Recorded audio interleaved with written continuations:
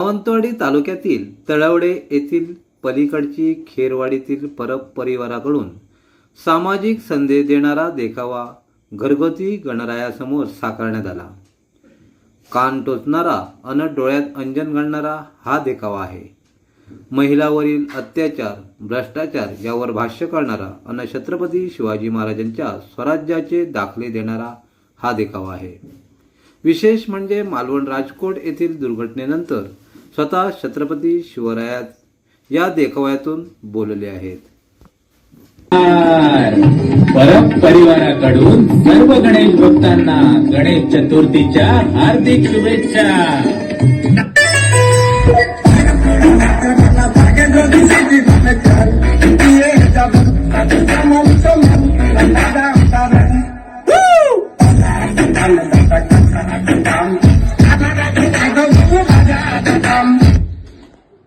मुलींनो, आता वेळ रील्स बघण्यात घालवू नका, तर उठा आणि आत्मरक्षण शिका.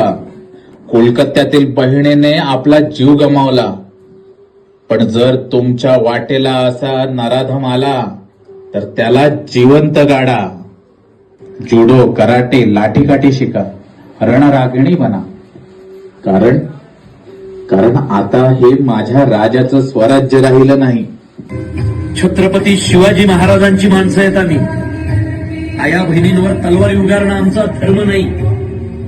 हरामखोर, स्वराज्यातल्या स्त्रीशी बदमल केलास. याची सजा एकच, नेताजी राज माफी असावी. राजगडावर समारंभानंतर आधी स्वराज्य या गुन्हेगाराचा एक हात आणि एक पाय तातडीनं कलम करा.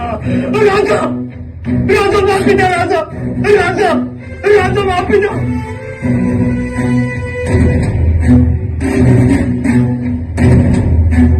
काय झालं हिरोजी? एवढे अस्वस्थ का? काय नाही राज, खेळ मांडलाय सामन्याने. कोणता खेळ हिरोजी? आम्हाला समजले नाही. योच राज, तुमच्या नावाखाली सामान्य जनतेची लूट केली जाते.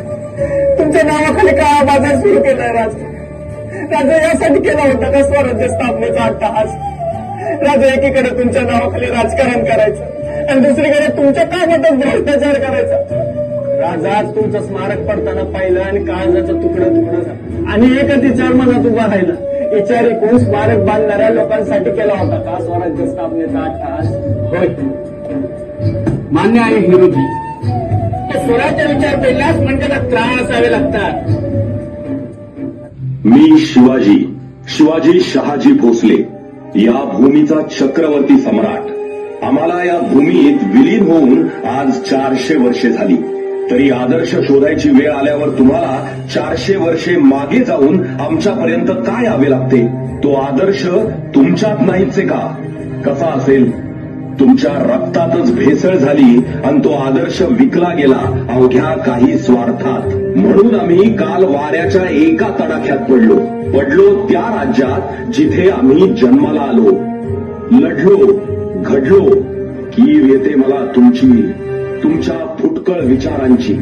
आणि खबरदार, याला स्वराज्य म्हणाल तर हे स्वराज्य नाही, दिल्लीचं तख्त राखणारं स्वराज्य आहे आमचं.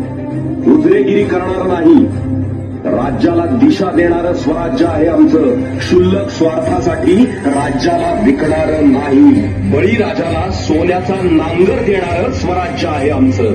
त्याला फाशीचा दोर देणार नाही. सर्वसामान्य जनतेला करमुक्त करणारं स्वराज्य आहे आमचं. त्याच करातून भ्रष्टाचार करून स्वतःचे इमले बांधणारं नाही. अरे 18 पगड जाती जमातींना व 12 बलुतेदार व सर्व धर्मियांना एकत्र घेऊन चालणारं असं स्वराज्य आहे आमचं. 400 वर्षे आमचे विचार घेऊन उभे राहिलेले किल्ले म्हणजे स्वराज्य आहे आमचं. त्यांचं संवर्धन तर सोडाच, तुम्हाला साधे रस्तेही बांधता आले नाही. स्त्रीला मान देणारं स्वराज्य आहे आमचं. तिचा पदर खेचणारं नाही आणि ज्याने ती हिंमत दाखवली त्याचा पुरुषार्थ ठेचला आम्ही. चामडी सोडून देहाचा चौरंग केला, त्याचं तुम्ही काय केलं? बोला.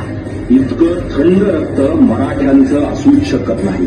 हेच करायचंय तर आमचं नाव लावणं बंद करा. ते बॅनर, ते झेंडे फाडून टाका. तिथे पडलो तरी इथे जिवंत आहोत आम्ही, आमच्या विचारांनी आणि हे विचारच घडवतील या संवेदनशील मनात क्रांती. राजे आहोत आम्ही, पण हात जोडून विनंती करतो, वेळ गेलेली नाही, जागे व्हा आणि आपल्या धमन्यांमध्ये जागवा मर्द मराठ्यांचं सळसळत रक्त. अरे कोण होते माझे मावळे? ही सर्वसामान्य जनता. मी त्यांना अभय दिलं आणि त्यांनीच स्वराज्य घडवलं. माझ्या लेकरांनो, ही तीच वेळ आहे जशास तसं वागायची, महाराष्ट्र घडवण्याची, पुन्हा स्वराज्य स्थापन करण्याची. आम्ही रायरेश्वराच्या मंदिरात शपथ घेतलेली, तुम्ही शपथ घ्या. माझ्यासोबत म्हणा, हा महाराष्ट्र आपला आहे, त्याचं रक्षण करणं, महाराष्ट्र अस्मिता राखणं हे माझं कर्तव्य आहे. बोला, हर हर.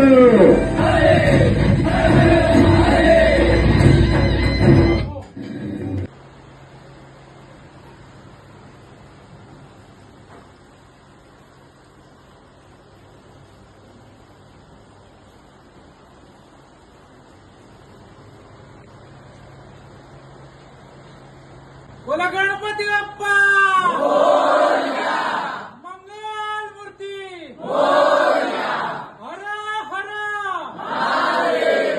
सांगायचं म्हणजे एवढंच की सध्या न्यूज आणि टी व्ही चॅनल्सवरती जे महिलांवरती अत्याचारवरचे न्यूज दाखवले जात आहेत आणि बलात्काराचे जे काही प्रकार घडत आहेत देशभरात, त्यामुळे डोक्यात एक तीव्र सणक जाते आणि त्या सणकीतून निघालेला हा देखावा आहे.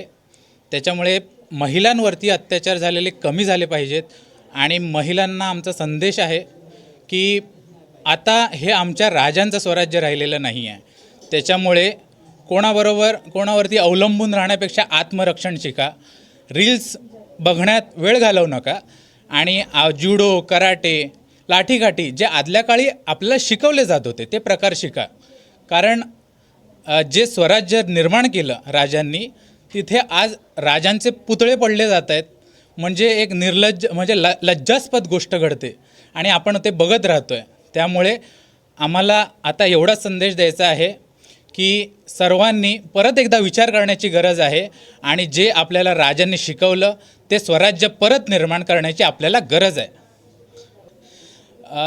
सरकारला आणि शिवप्रेमींना एवढाच संदेश आहे की ज्या महाराजांच्या नावावरती आपण आपलं जे काय राजकारण आहे ते महाराजांच्या नावाच्या मागे पुढेच फिरत राहतं आणि जर त्या महाराजांचा पुतळासुद्धा आपल्याला नीट उभा करता आला नाही आणि तो सांभाळता आला नाही तर ह्या राजकारण्यांना महाराजांचं नाव वापरण्याचा काही हक्क नाही.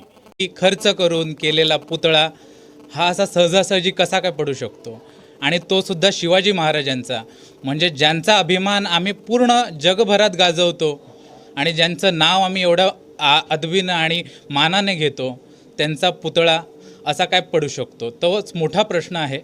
आणि त्याच्यामुळे मला सरकारला आणि सगळ्यांनाच ही विनंती आहे की महाराजांच्या कोणत्याही गोष्टीबद्दल दिरंगाई बाळगू नका आणि जे महाराजांनी शिकवलं, जे महाराजांनी उभं केलं ते स्वराज्य घेऊन परत एकदा नवीन राष्ट्र बनवूया.